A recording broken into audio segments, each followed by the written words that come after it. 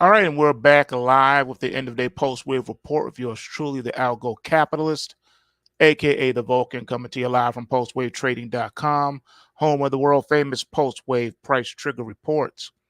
All right, so it's been a wild week.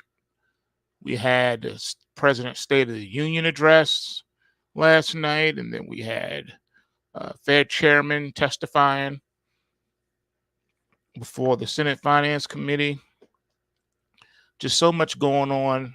We have war continuing in Ukraine, threat of using nuclear weapons. We got hyperinflation coming to the U.S. We got crude oil prices going ballistic, and everyone wants to know what's going on. Well, let's take a look at the first chart here. This is the U.S. dollar. You can see the bulls are firmly in control of the dollar, and you're still in the green zone, and you're still making new weekly highs.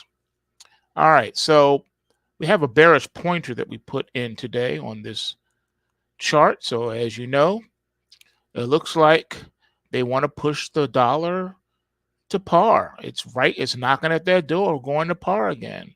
Not too far away. Can the dollar break 100? We'll see.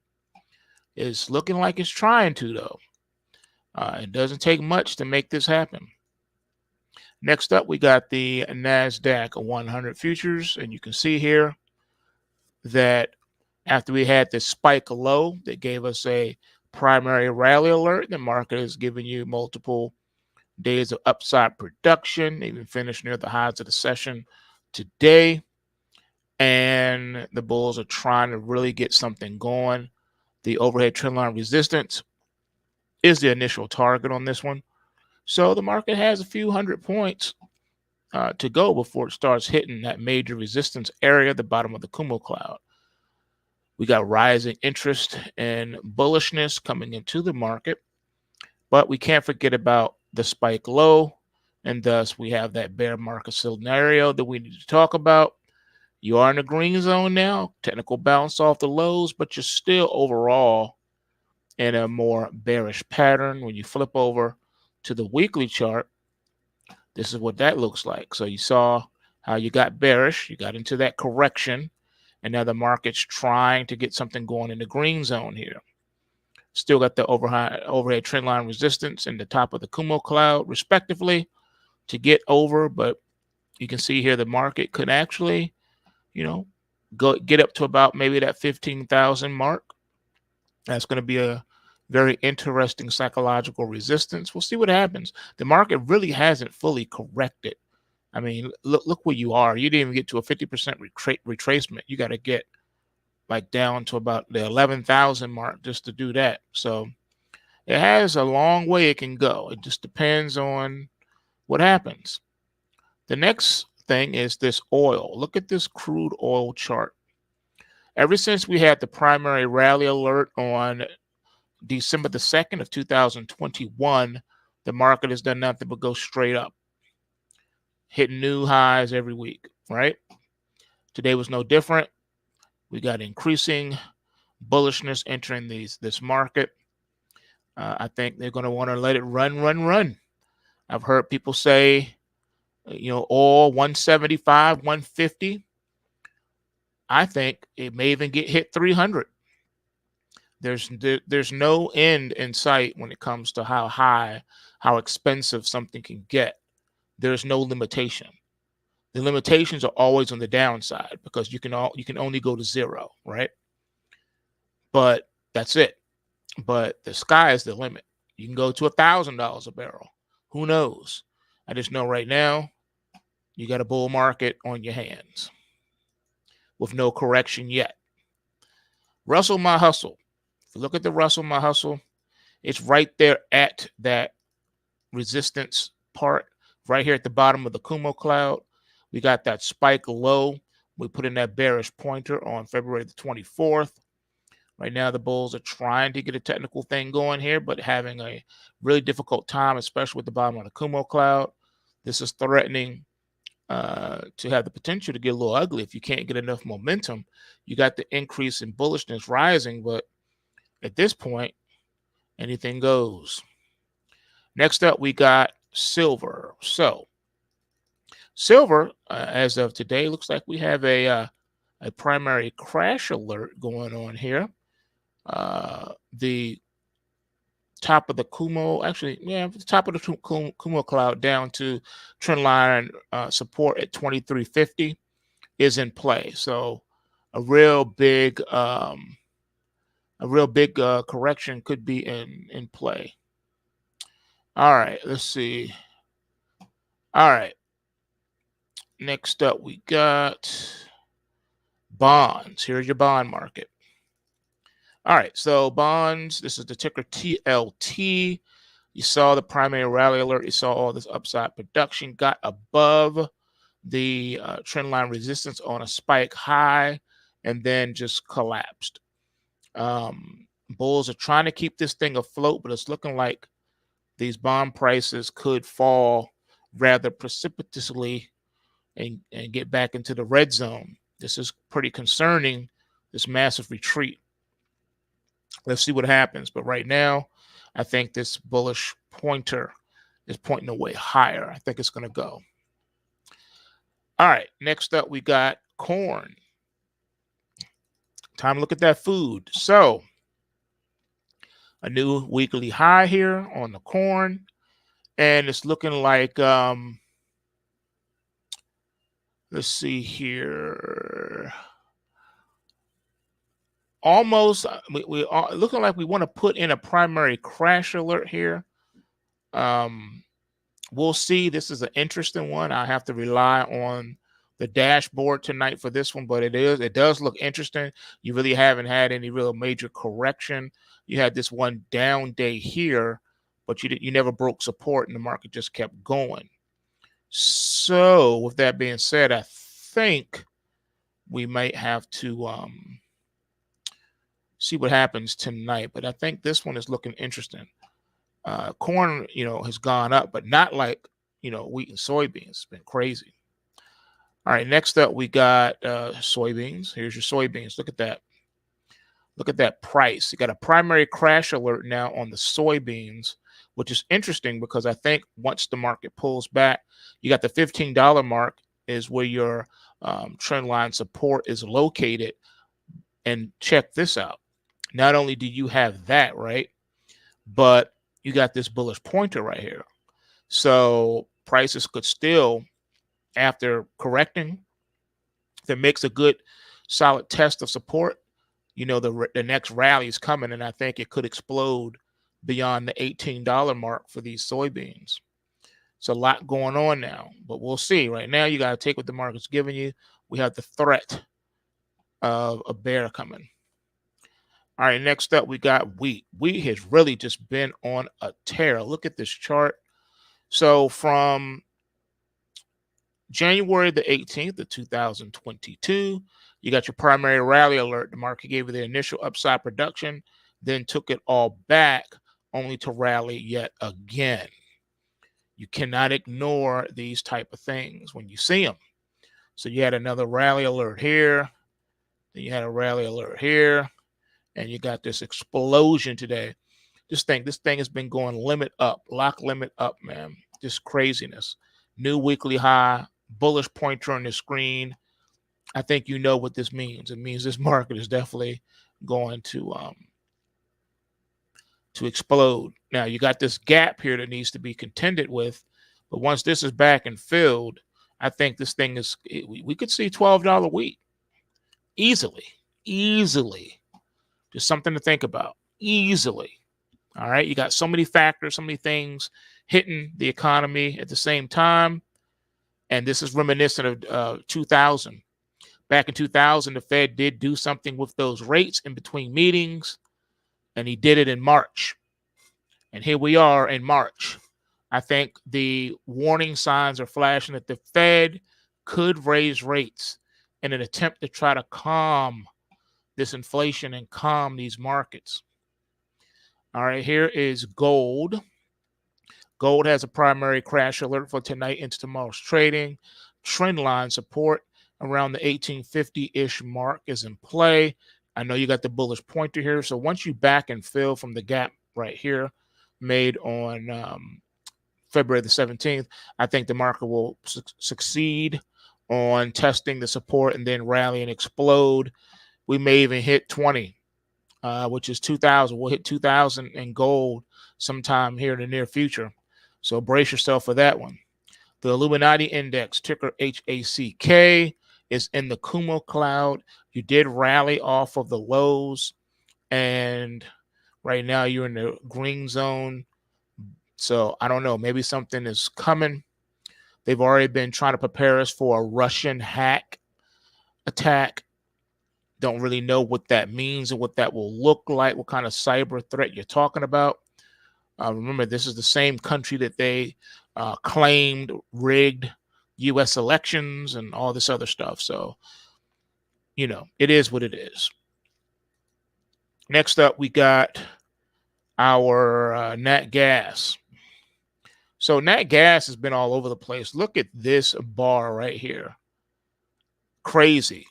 You ran from $4.23 up to $7.40. Just incredible. That's why this is called the widowmaker market for a reason from back in the day, because it can just get real crazy.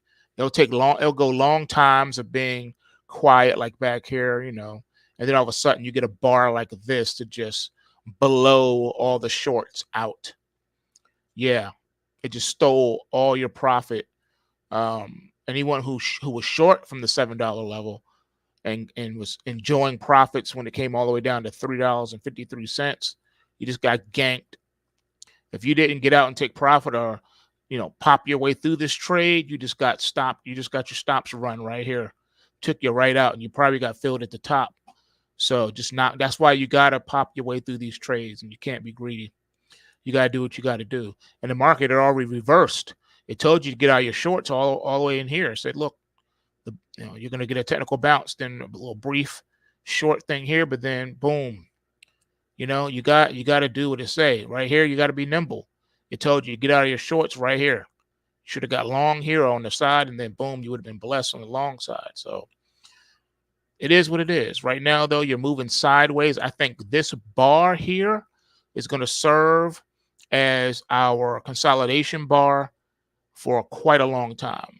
So you have a low of 423, a high of 740, made on January the 27th of this year.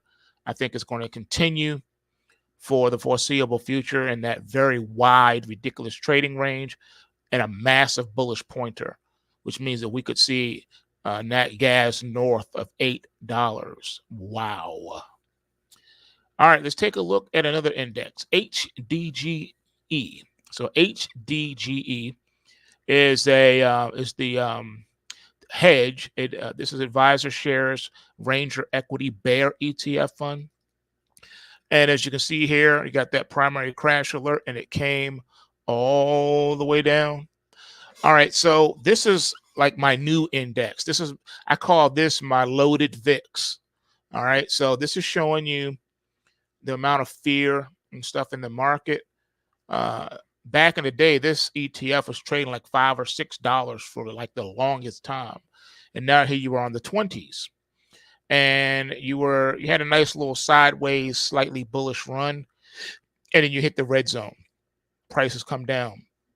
So I think that this is going to continue to fall down as the Fed tries to rescue the market. You do have a gap that was made on January the 14th of this year, and I think that's the next stop where the market's going to come back and fill this, and then we'll see where it goes from there. All right, so let's do our final presentation, which is Bitcoin. Here's your Bitcoin futures. You see Bitcoin is in the Kumo cloud here. You see gappage, you know. So I think that the Bitcoin is just going to consolidate around this level for the foreseeable future. Moving forward in the near future, very wide Kumo cloud here, around 48,000 top side and 37,000 bottom side. You're looking like a $10,000 trading range in Bitcoin. which is good news because if it's moving sideways, at least it's not collapsing, right? So I think for the time being, you're going to have that. Yeah, I know you got this bearish pointer bar here and a bearish pointer bar here, both pointing south, showing that the price could go below 30,000. I've already warned you of that, and that's still in play. That's not out of the question. But for right now, looks like the market wants to move sideways for a bit. All right, I'll take a few recos. I see some of you here in the chat. All right, let me just scroll back up. We'll do it in order. All right, so you want to see PDBC. PDBC. Not familiar with that one. What is that? Oh, Invesco Optimum Yield Diversified Commodity something. So I don't know if this is a ETF, ETN, or if it's a mutual fund. I don't know. Let's see. Yeah, this looks more like some kind of fund. Yeah, because the way, look at this. Okay, so it had a primary rally alert on this one in the system on December the 21st of 2021. And then this market has kind of gone, let's just straight up. So you've gone from the 13.75 all the way to $17, and you're in this wide Kumo cloud here. Okay, yeah, all right. So yeah, this one's in play. And look at all these gaps. Good grief. So if you were long at $20 on December the 2nd, you woke up on December the 3rd seeing this thing trading at $14. You just took a $6 haircut. Good grief. I don't like this one. I don't like this chart at all. I don't like this security. Look at it. It's spotty, and it don't really do much. I don't like securities like that. With all these crazy gaps. I mean, you got like, what's this, 8 million shares. Today you had 17 million shares. I mean, you got the share volume in there. I mean, it is something that's in a bull market, yeah, but you got gaps. You got a gap here, a gap there, a gap there. You got just too many gaps. So you know you're going to pull back here to the trend line to at least $16. You got to close these gaps. So this one's going to pull back. Plus, you got the top of the Kumo cloud, which is your immediate resistance zone. So I think after testing and failing up here, it's going to pull back to at least the trend line. Let me go here and do something real quick before I forget. I'll put it on the dashboard. That way you guys can play with it if you want. So I'm going to add it. It'll be on the next report. Tomorrow's report or tonight's report's already done. So this will be on the next report. All right, I just added it. So it'll be on the next report. All right, let's see what else you want to see. You want to see AGQ. Yeah, that's already on the dashboard. I'll go ahead and get that up for you. That's the silver ETF for those that don't know. It used to be a monster back in the day, back in 2011, 2012. It was a beast. You could have made thousands of dollars in overnight on that one if you held it. All right, so this one has a primary crash alert for tomorrow's trading. And I think if my memory serves me correct, this is a 3x ETF, 3 times ETF. So, it can move.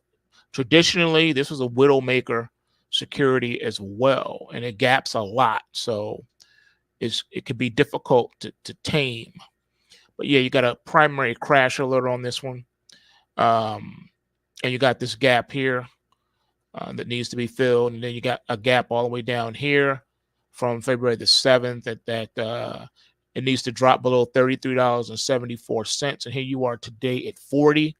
So you got at least a $7 or $8 decline coming your way in AGQ. Just FYI for those that are in that one. Okay.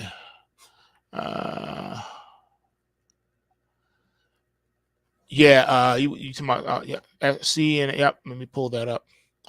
Yeah, man, it's the dashboard has a whole bunch of securities on there. Got a lot of stocks, man, a lot of equities. All right, so Sentry Aluminum, the ticker is CENX. Let's take a look at this one real quick.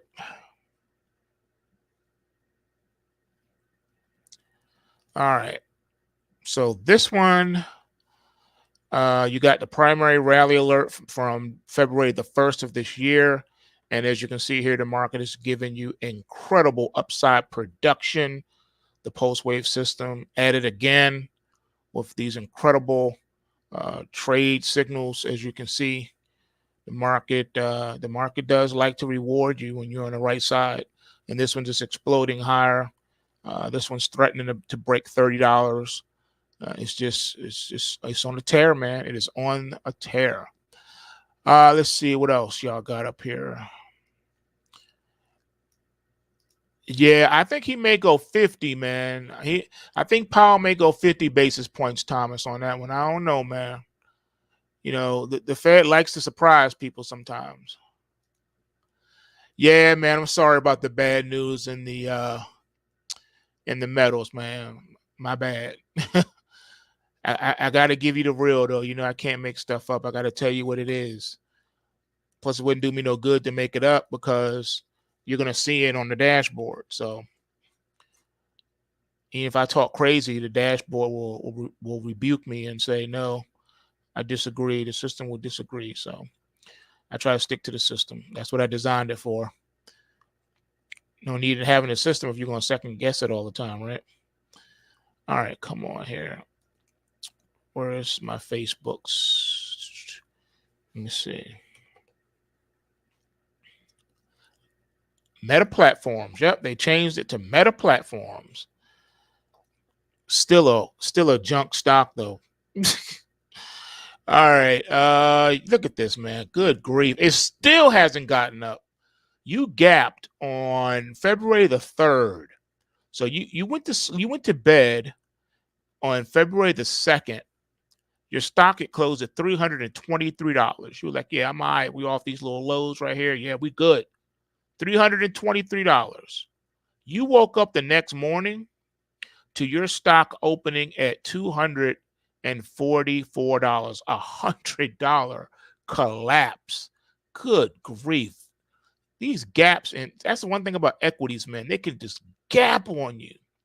But see, this is why you shouldn't have been long here, because you see the crash alert. It's there for a reason. You got a crash alert. All right. You should have been short this market, not long this market. All right. You don't want to be wrong in the market. You want to be long in the market when you're supposed to, and short when you're supposed to.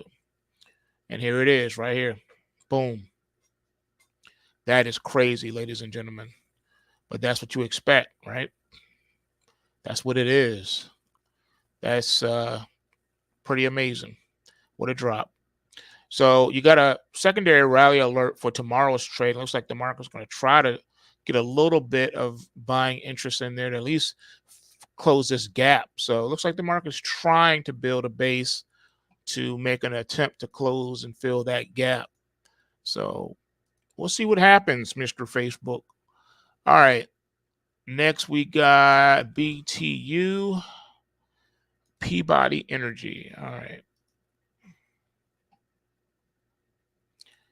Let's see here.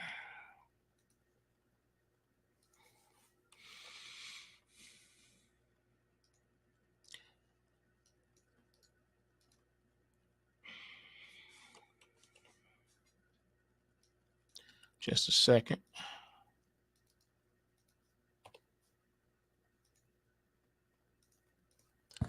All right. So this one here, we had a primary rally alert on February the 25th, and there's all your liftoff right there. Incredible performance on this BTU. The crash alert only gave you a snippet of production, and then you got that reversal. So you only had a day to be in that one, and then you had to reverse yourself and made back the loss from this one and then some. So doing really good on this stock. Let's see what else you got. You want to see ICL. All right. ICL. Let's see. All right, ICL.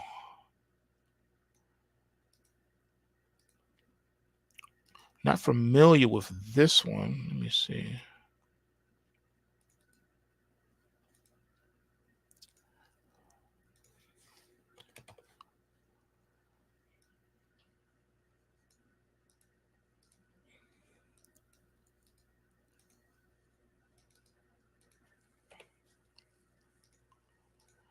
All right, so this one here.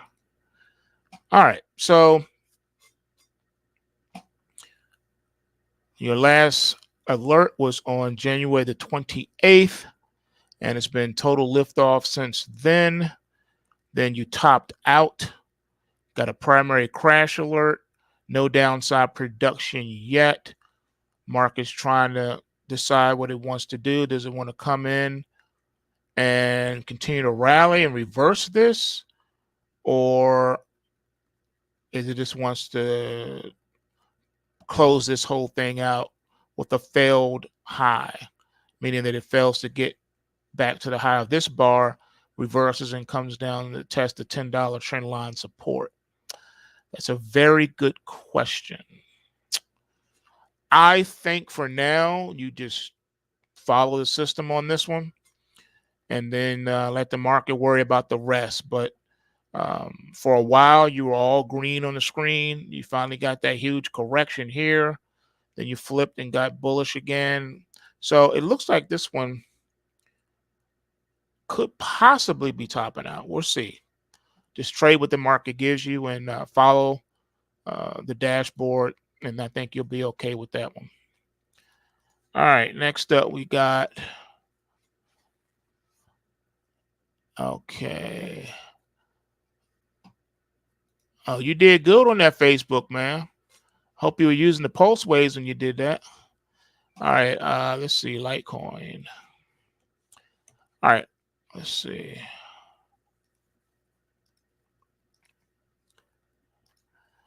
All right, so here is Litecoin. Litecoin's quiet right now. It's still in an overall bearish market. You've had little bear market rallies off these lows, but they've been pretty short-lived. And then this last one really isn't materializing. You got a little bit upside gain, and then it's just flatlining here. You got a bearish pointer I'm concerned about on that one. But if you get enough bullish interest in this, you got overhead resistance at the top, at the bottom of the Kumo cloud, and then the overhead trend line around the $130 mark. So it's, that's possible. A $20 run from here to the top side is possible, but you just got to be alert that you've been down for so long. You got a long way to go, and you never filled this gap that was made from, January the 5th. You still got this big gaping hole in this market that the market's going to have to come all the way back up to around $170 just to rectify. So interesting. And then you got this other one here. You got a gap here. So we'll see. We'll see. This is an interesting one to look at. It hasn't been as strong as Ethereum, so we'll see what happens. All right, this will be our last one for the day. You want to see ADA? All right, let's see.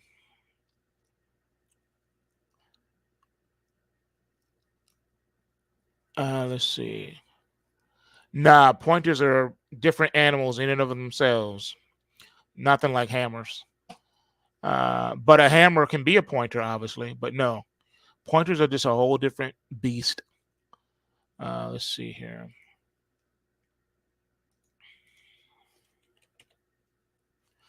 All right.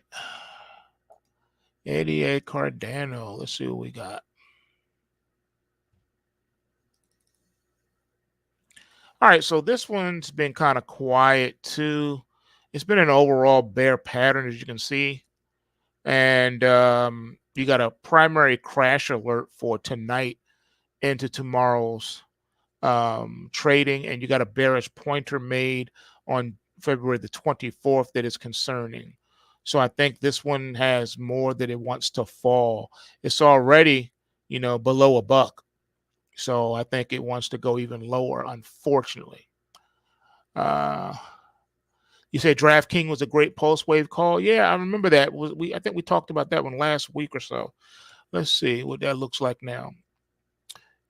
Let's see what that looks like. Then we'll wrap it up.